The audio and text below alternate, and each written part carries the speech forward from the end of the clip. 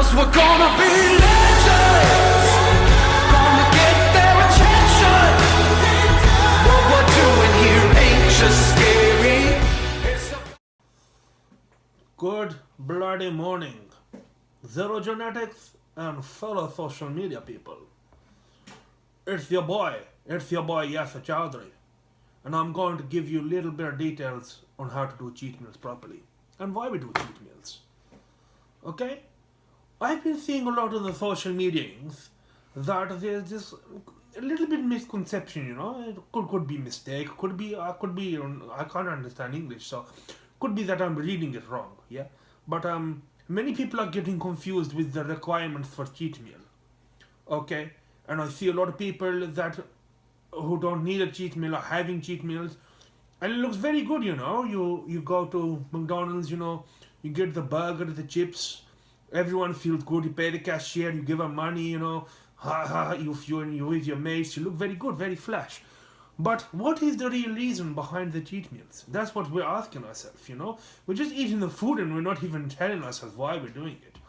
We've got to understand a little bit of why we're actually going to consume the food, why we need to do it, and when is it good to do it, okay? Now, the very first reason a person would have a cheat meal is to give themselves a break, They've been doing the dietings all week, and they want to get a little bit hanky-panky, put the dark t-shirt on, go out on the weekends, impress the ladies. You ain't gonna impress the ladies, chicken and rice. She's gonna be like, hey, no. I ain't no chicken and rice girl, you gotta take me out. At least McDonald's, That's what happens in Luton anyways, you don't really have to wine and dine hard. You just, McDonald's, £2 McFlurry, £2 cheap cinema ticket, quick finger bang and then go home. Just joking. Just joking. Don't do that, guys. Don't do that. At least get her more than McFlurry, Anyway, so, that is number one reason why we're going to do the cheat meals, is to give ourselves a break from the diet, a break mentally, a break physically. Okay, now we've got that out of the way, cheeky bicep. Now we've got that out of the way, we're going to go to why we need them, okay, and the proper reason why we need them. The reason for cheat meals is to respike the metabolism, okay? So we've been dieting for a number of weeks. We're depleted, our glycogen is depleted, our leptin levels are depleted, our prolactin levels are low, and we need to replenish them in order to kind of reset stuff, reboost, quick reboot. When you ring up the IT guys, they all sound like me, bastards, but try and tell you they're not me.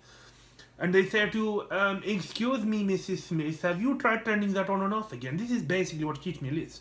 You're turning off the system and turning it back on, seeing if it's working properly. Okay, so that is the reason a lot of people have the cheat meals. But the bit where it goes wrong, and I see so many times, is people think they're in that situation before they are really in that situation. Perfect example, okay? Let's take myself for example. I have a very fast metabolism. I am very capable of losing the fat over a quick period of time because I am naturally very skinny.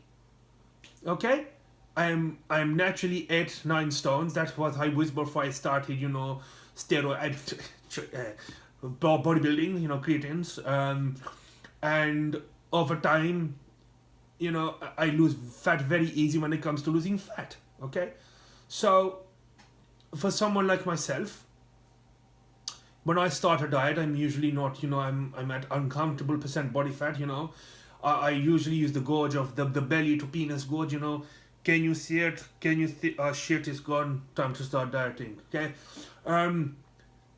I would go 8, 9, 10 weeks without the cheat meal. I don't need the cheat meal. I've got a lot of fat, I've got a lot of energy, I've got a lot of glycogen, and I can lose the weight quite easily. But then it gets to a certain point, my body fat is low, my carbs are low, my cardio is high. Weekly, daily, I'm suffering. So one time a week, I give myself either a set amount of carbs to cheat on, or I have a cheat meal. Okay, and then that will allow me to then push that will allow me physically and mentally to push for the next 4 or 5 days, guys. Okay? It's really as simple as that. I don't want to go into science, A plus B equals C over D minus whatever shit, you read on the internet. That is the long and short of it. Okay? So, if you're on, 100, 200 grams of carbs a day and, you've been dieting, you lose weight, you don't need refeed, man. You need backhand slap. If I went to my dad after 3 days of eating and said to him, Papa, I want food because I'm hungry, he'll say, bastard, how did you get back in the house? I don't really know what that has to do with anything, but it's just truth, So basically what I'm trying to say is that there's a time and a place for cheatings, and there's a time and a place for not cheatings, okay?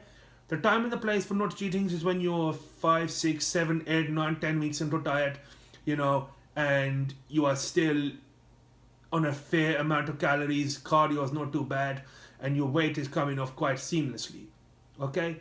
But then sometimes we have to put these tricks in, these magic tricks, we call them the magic tricks, to put them in to continue to lose the body fat. Sorry, my battery is saying very low bastard. Okay, so that is just an outline of why we would have cheat meals and when we would use them. I will go through in extent on how to actually structure the cheat meals in future episodes. Okay, but I want to leave you with this very thoughtful thought. Okay, when the bitches come to you, give them 20 or minimum. Okay, because the bitches they want the gas. They just shy to admit it. Keep lovings, guys.